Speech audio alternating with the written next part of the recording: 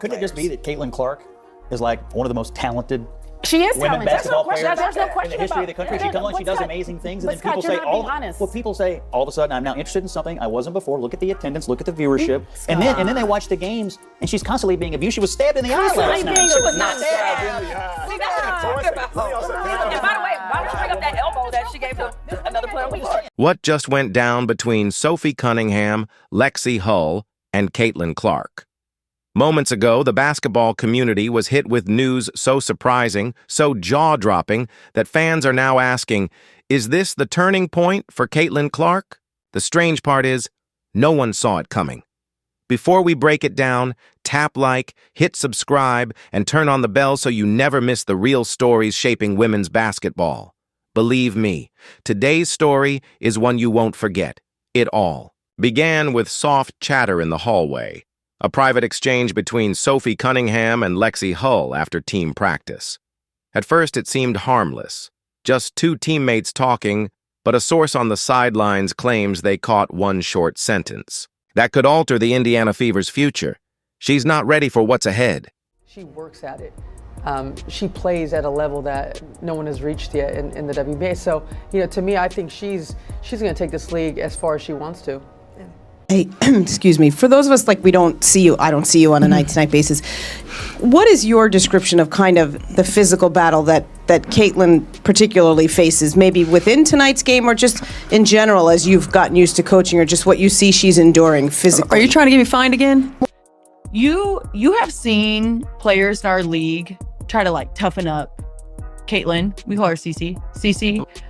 Even when I wasn't on her team, I know the talks that Phoenix had in the locker room of no, we're gonna prove her, we're gonna show her what the W really is. You know what I mean? And I get it to a certain extent, and every rookie coming into the league, that's how you're gonna treat them. Some of your peers, they will recognize her game, but they won't recognize her impact. Right. How can you separate the two? It's kind of hard, right? And I used and Jax, you're absolutely right. And I was like, come on, you big dummies. Is she getting hyped? Yes. But she was in the backyard. She was putting in the same time. That sentence was reportedly aimed at Caitlin Clark. But was it frustration, a warning, or something bigger? You see, both Cunningham and Hull have been in the league long enough to spot when a rookie is in trouble. And Caitlin Clark, despite her wild stats and jaw-dropping three-pointers, has been battling uphill since her very first game. But here's where it gets interesting. This story didn't surface in a press meeting. It wasn't slipped out by the team's PR. No, it started from an off-the-record chat that spread like wildfire from the locker room to the media in just hours. And according to reports, a storm is brewing. Is this about locker room harmony, a rivalry inside the Fever, or something happening off the court entirely? Sophie Cunningham has never been shy about speaking up. She's fiery, competitive, and blunt, even if it steps on toes. Lexie Hull, on the other hand, is quieter, more calculated. But when these two are on the same page, it signals something serious, and this time, neither was smiling. One person said Sophie stood with arms folded, jaw clenched, while Lexie slowly shook her head, as if both already knew what was coming. Then Sophie supposedly said, if she can't handle this, the season's done. Hours later, both players posted vague Instagram stories. No words, just a dimly lit shot of the Fevers. Empty court with a single clock emoji. I'm executing the schemes right. I'm not focused on the extracurricular activities. And you know what? During that, it was just part of the game. I think the refs had a lot to do with that. It was a build-up for a couple of years now of them just not protecting, the star player of the WNBA. And so at the end of the day, I'm going to protect my teammates. That's what I do. And I'm a team player, so. For what she was given, but look, as much as she was given, you can't tell me if that door would have swung the other way where she didn't live up to the hype. Right. Come on, folks are still waiting for her to fall. Exactly. Come on. Yep. So, with that being said, you big dummies, you getting paid now. So, what's really going on? Could this be about the crushing pressure Caitlin faces with every move tracked by sports media? Could it be tied to team strategy, with the Fever still trying to balance rookie talent and veteran leadership?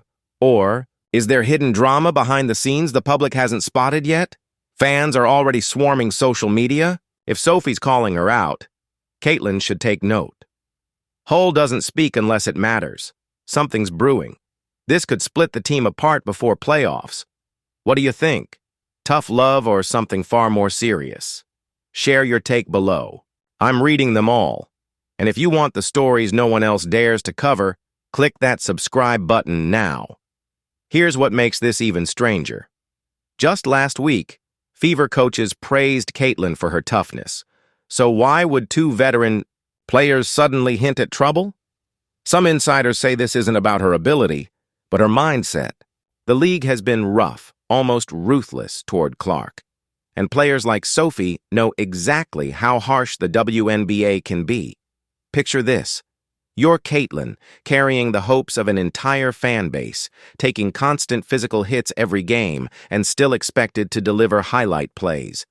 Now imagine two teammates quietly questioning if you can handle what's coming. That's more than pressure. That's a challenge. And here's the detail that should have every Fever fan on alert. Sophie and Lexie are reportedly set for a closed-door meeting with the coaching staff later this week. It literally pisses me off when people are like, she's not the face of the league. Who would be? What?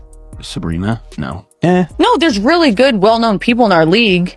I'm not discrediting them. We have a lot of badasses in our league. Yeah. Hell yeah to that. I'm all for that. But when people try to argue that she's not the face of our league, or if our league would be where we're at without her, you're dumb as Yeah. You're literally dumb as You guys played at Iowa.